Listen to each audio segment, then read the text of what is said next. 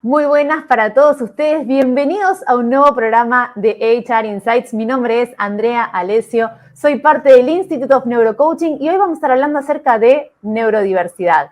La tengo como invitada a Elena Castro González. Hola Elena, bienvenida. Se me perdió tu presentación, igual vamos a comentar un poco acerca de ella. Ella es fundadora y directora en Génesis Neurociencias, parlamentaria mundial de Educación por Argentina, Transformación Educativa e Inclusión y experta en neurodiversidad. Hola Elena, bienvenida, muchísimas gracias por estar acá. Gracias por la invitación, me fascina, me has llamado para lo que me gusta, así que aquí estoy, dispuesta a dar lo mejor que pueda, lo que hay. Encantada, Elena, y desde ya muchísimas gracias por tu tiempo y por este aporte que sé que va a ser muy valioso para todos los que estamos adentro de las organizaciones. ¿Querés contarnos, antes de arrancar, un poquito tu recorrido y qué es lo que te hace experta en neurodiversidad? Mira, yo soy de base licenciada en psicopedagogía de la Universidad de El Salvador. Hice una formación muy de a pequeños pasos hasta que de pronto un día dije, bueno, vamos, y llegamos a donde empecé quizás con un poco de psicopedagogía forense, que no está en mi lista de cosas, pero a partir de ahí lo que empecé a comprender, y es en la llegada del paciente, en el grupo de personas que iban acercándose, que eran generalmente niños y adolescentes, muy poco adultos en esa época, empecé a descubrir que había que hurgar más allá. Y entonces la neurociencia fue la gran tentación, ¿no? O sea, uno empezó a oír la palabrita y a partir de ahí comenzó todo lo que es el recorrido, por ejemplo, en la Asociación Neuropsiquiátrica Argentina, todo lo que fue neuroestimulación, neurorehabilitación. Soy neuropsicóloga que he hecho sus prácticas en el clínicas, he recorrido también otros hospitales con otras miradas.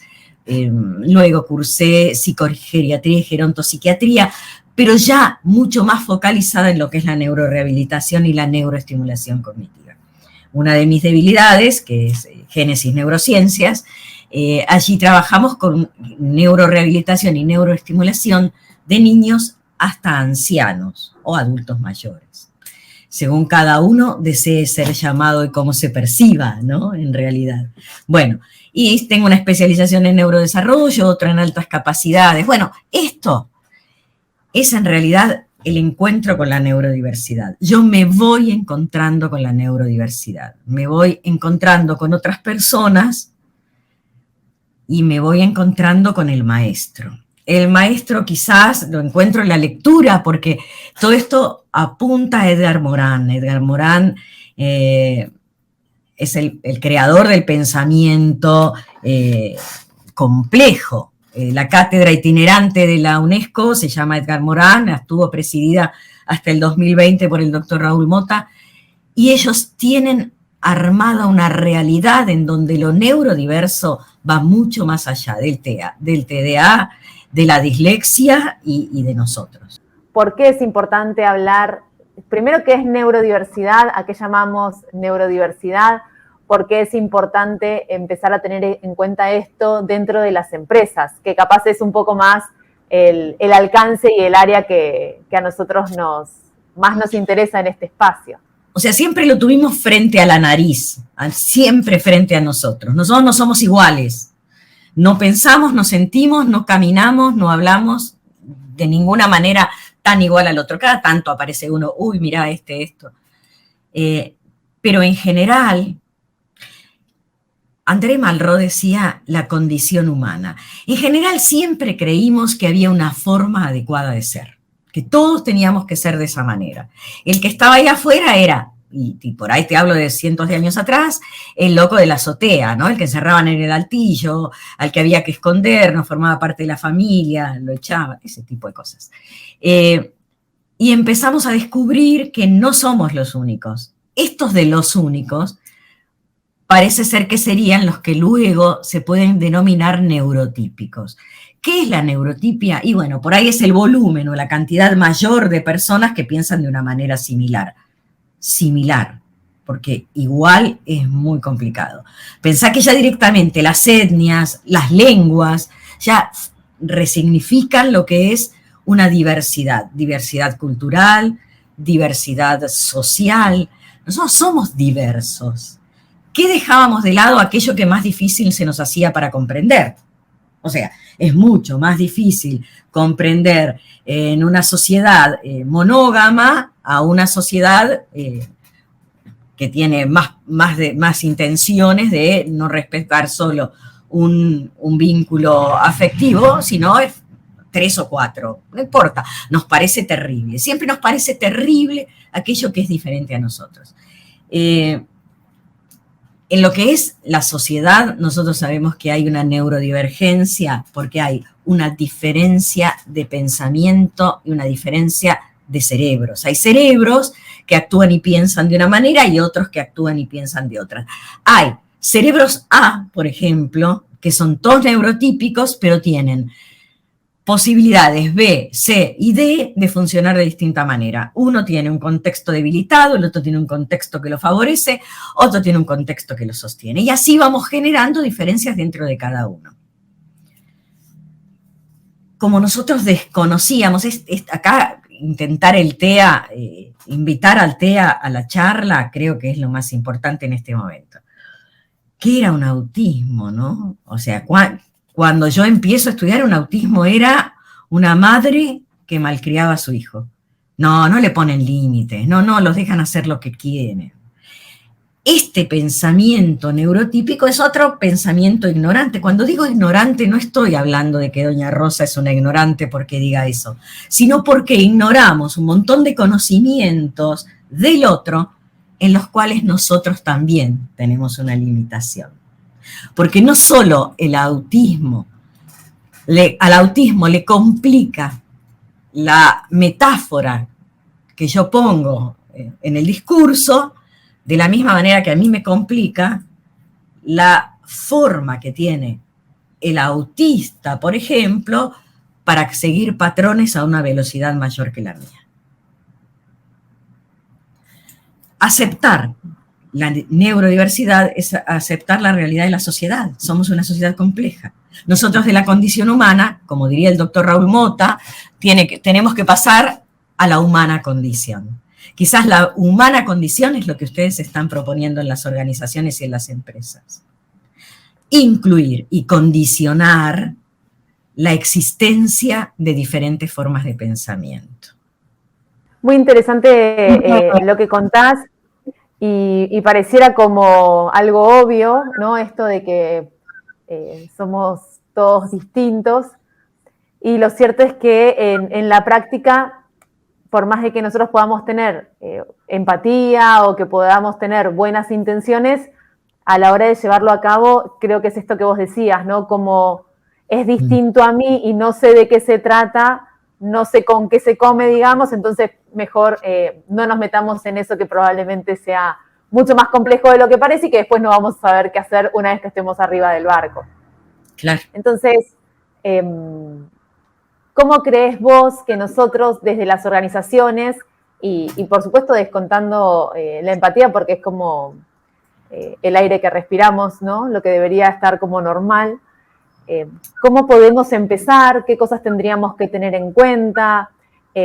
¿Con qué nos podemos encontrar? Sobre todo también teniendo en cuenta esto de que hoy en día hay muchos adultos recibiendo diagnósticos de trastornos del espectro autista o de dislexia, y claro, eso después nos va a condicionar, o a esa persona ya le condiciona el día a día laboral, pero por supuesto que si nosotros tenemos eso en cuenta, ahora nos es más fácil, o nos debería ser más fácil, integrarlo y generar un trabajo en equipo que potencie la carrera profesional de todos y con las mismas posibilidades y oportunidades para todos.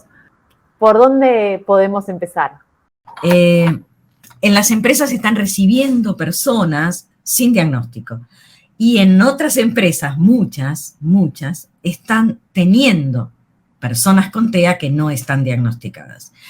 En muchos casos, lo que aparece ahora como más urgente es diagnosticar a quien tiene una sospecha. ¿Por qué? Porque ahí hablamos de calidad de vida.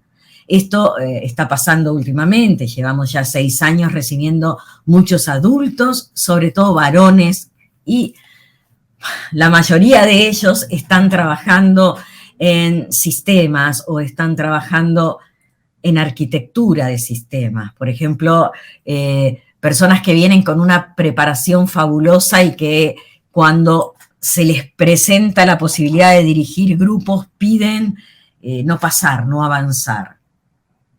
Entonces, ¿qué pasa ahí? Bueno, pasa que hasta donde puede trabajar, hasta donde se puede manifestar la actividad intelectual y llega la socialización, en ese paciente, en esa persona, no hay la misma capacidad de trabajo, porque no puede manejar grupos sociales. Hay otros que lo fueron aprendiendo. Entonces, si yo, empresaria, si yo sé que esta persona tiene TEA, sé hasta dónde y qué cantidad de grupos puede manejar, y si no, quizás a través de un líder, que cada grupo tenga un líder y que él se ocupe de manejar los líderes. Quizás probablemente se resuelva.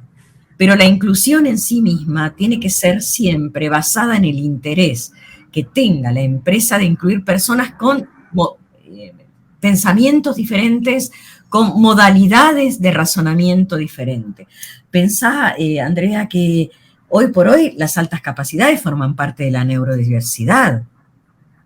Hay personas que no están recibiendo un adecuado tratamiento dentro de las empresas. ¿Por qué?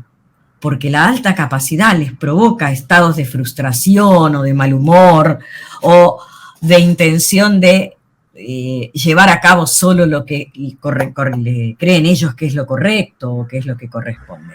Entonces, tenemos años luz de certezas frente a quién está trabajando con nosotros. Entonces, esto debería haber un relevamiento, alguna persona en recursos humanos que sí pueda comenzar a diferenciar a estas personas que, como vos decís, fulano de tal me hace ruido que no socialice con nadie, que salga de la oficina. Este es el detalle de uno de nuestros pacientes. Sale de la oficina, dice buenas y sigue de largo. Y de pronto había estado trabajando 8 horas, vuelve y dice buenas y se sienta a trabajar. Es muy extraño que eso ha sucedido un año. Podríamos haberlo hecho un poquito antes, pero bueno, cada uno maneja sus tiempos, se pueda hacer un diagnóstico. Que no quiere decir que él va a modificar, pero pueden dársele otras situaciones en donde él pueda manejar otras cosas, donde pueda crecer y donde también pueda tener algún contacto social si es que le interesa. Y que el resto que lo rodea no lo vea como un bicho raro, sino como que es así. Este es su modo de ser y pensar, ¿no? En otras condiciones, porque lo que hay que sacar es la mirada patologizante que hacemos de cada individuo. Este es el loco, este es el callado, este es el... Si sacamos la mirada patologizante y aceptamos al sujeto tal cual es y le ofrecemos nuestras posibilidades y él nos da todo su esfuerzo, perfecto, vamos por buen camino. A veces la condición nombrada, o sea, ponerle nombre o diagnóstico a una persona lo alivia, otras veces lo tortura. Claro. No lo tortura por él mismo, lo tortura por nuestras acciones. Porque si de pronto un paciente te dice, bueno, me acaban de diagnosticar TDA, ¿con o sin hiperactividad? Preguntas primero. Entonces decís, no, soy hiperactivo. Ah, claro. Y empezás a complicarte porque uno no sabe, uno tiene que aprender también eso. ¿Qué puedo ofrecerle? Entonces se necesita mucho asesoramiento al respecto. Claro. Cada persona que trabaja también tiene la libertad de decir o no decir su condición. El tema es la aceptación del otro. Tendría más posibilidades anunciando su diagnóstico. Esto estaría buenísimo. Sí, yo te escucho y claro, digo, sería genial que lo sepamos como para tenerlo en cuenta, así como sabemos si hay un vegetariano y le armamos un menú especial, el día que vamos a hacer un asado, ¿no? Y lo tenemos en cuenta, y que no es nada grave, sería genial que con la misma liviandad y con la misma naturalidad podamos y tener algo que permita que esta persona tenga una condición laboral, te decía, adaptada a sus posibilidades, que al contrario, en vez de perjudicar a la organización o al equipo, va a potenciar mucho más, porque esta persona va a trabajar en mejores condiciones, se va a sentir mejor. Por lo tanto, a nivel de productividad, que podría ser lo que le interesaría a los fines del negocio, digamos, eso también estaría cubierto y resuelto. Sí, igual, vos sabés que en las escuelas, en secundaria, nosotros lo que estamos haciendo ahora es que cada paciente que tiene una condición se presente a sus compañeros y a sus profesores. Una de las chicas, con una de las chicas hicimos un paper. Y fue una chica de 17 años en ese momento y dio una charla a todos sus compañeros y profesores explicándoles que tenía TEA, que lo suyo era un síndrome de Asperger y que, bueno, y mostró fotos de algunos TEA que han tenido éxito, de cuáles eran las cosas que le gustaban. O sea, es que no hubo complicaciones sociales y nadie hizo bullying con ella. O sea, hay también una mayor comprensión del otro. Ella dio la lista de síntomas, las cosas que le podían pasar en la adolescencia son quizás, y según el grado de TEA, porque sabemos que no hay solamente un tipo, ¿no es cierto? Entonces, eso fue muy, muy productivo. Quizás así, ¿no? Llegar con el diagnóstico y decir, bueno, estos son mis síntomas, esto es lo que me pasa, yo soy así. Entonces, el lugar que lo recibe con ciertas características. Si es una persona que no tolera los gritos y tiene que estar con tapaoídos o con auriculares, a veces con una música, ya lo tienen que saber. Eso quizás bajan tanto el sonido que se lo sacan. Esto también es real. Le ha pasado a uno de los pacientes que su grupo de trabajo comenzó a tener otra actividad y fue genial para todos. Estas son, las que te estoy dando, son notas de color dentro de un montón de espacios donde también hubo fracasos, ¿no? Por supuesto. Sí, y muchas personas también que deciden emprender su propio proyecto y trabajar por su cuenta porque, claro, sienten que no encajan en ninguna organización, en ninguna cultura, que sus necesidades no son atendidas. Y bueno, y los que tienen la posibilidad arrancan un emprendimiento para lograr esa autosuficiencia y sobre todo también para poder ser un adulto independiente que genera sus ingresos con todas sus capacidades. Y hay mucha gente que le va muy bien incluso. Sí. Tiene empresas de éxito trabajando por su cuenta. Esto que vos dijiste, ¿no? Esto de pertenecer es lo más trascendente de todo, ¿no? De estar incluido en. Pensaba en Chesterton y la paradoja andante, que es un análisis que él hace de los ingleses. Decía que cómo los ingleses pudieron aceptar que se les dijera que eran tristes y sombríos. No importa, o sea, no importaba, no les importaba, ya, sí, es nuestra forma, es nuestro ser nacional. A nosotros en Argentina nos pasan cosas similares. O sea, aceptamos un montón de palabras que no importa si son lindas o no. El porteño, por ejemplo, es un versero. Bueno, nada, sí, los porteños somos así. Bueno, esto es estar incluido en el ser nacional. Entonces, cada sujeto tiene una necesidad imperiosa de ser incluido en el ser nacional, el ser laboral, el ser escolar, en todo lo que tenga que ver con esta humanidad a la que sí quiere pertenecer. Y me parece que ahí es la clave en donde las empresas pueden encontrar sin ningún problema un espacio de inclusión porque es un espacio de todos. Hay ejemplos de grandes empresas que ya han hecho trabajos inclusivos. Hoy por hoy hay muchísimas empresas que solo contratan Asperger para juegos, para que puedan confeccionar videojuegos, para que se puedan... Y sí, y están bárbaros y tienen sus tiempos y sus modos. No servirán para todas las empresas porque las personas no servimos para todo. Si me pones a mí en una empresa, qué sé yo, más contable me las arreglaría, pero alguna bacana voy a hacer porque no he nacido para eso. porque no es mi modo de pensar. Entonces ese respeto que uno tiene por el otro se tiene que adquirir. Vos decías que era una empatía, y empatía no tiene todo el mundo. Este es el problema. Parece natural, pero no lo es.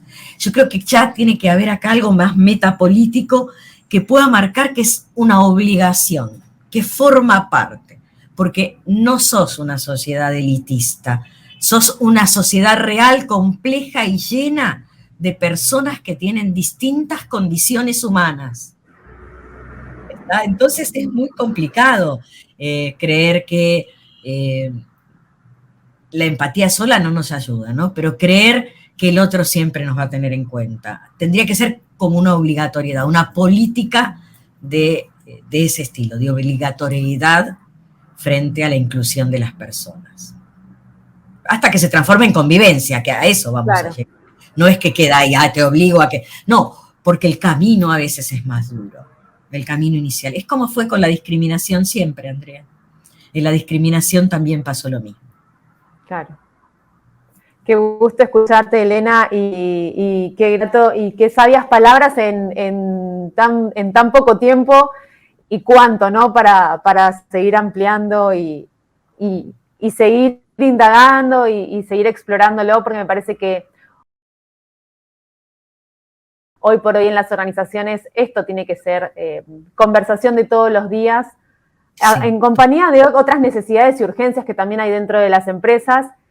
Y esto también es prioridad, y esto también necesita ser visibilizado. Así que encantada de tenerte por acá. Seguramente estaremos en conversaciones para futuras entrevistas y para que podamos ampliar todo esto. Este espacio tiene estos tiempos reducidos porque la idea es poder difundir temas que son de interés para todos. Así que, bueno, te agradezco mucho la participación y no sé si querés cerrar con una última frase y nos vamos despidiendo. Primero te agradezco porque realmente me encanta esto es hermoso. Y pensar la neurodiversidad es pensarnos nosotros mismos inmersos en ella. Nosotros somos neurodiversos. La neurotipia es una parte más de la sociedad. El pensamiento tendría que hacer, sería como una gran verdad, como una verdad general, que todas las condiciones formen parte de la condición humana o de la humana condición. ¿Cuál será la humanidad? Bueno, probablemente tener en cuenta el respeto, la supervivencia de todos y sobre todo una vida compleja merece que seamos respetados desde todos los lugares. Muchísimas gracias, Andrea, muchísimas gracias por esto. Muchísimas gracias a vos, Elena, por sumarte y por esas lindas palabras de cierre. Hasta acá llegamos con el programa de hoy. Muchísimas gracias a ustedes por haber estado ahí y nos vemos en el próximo programa.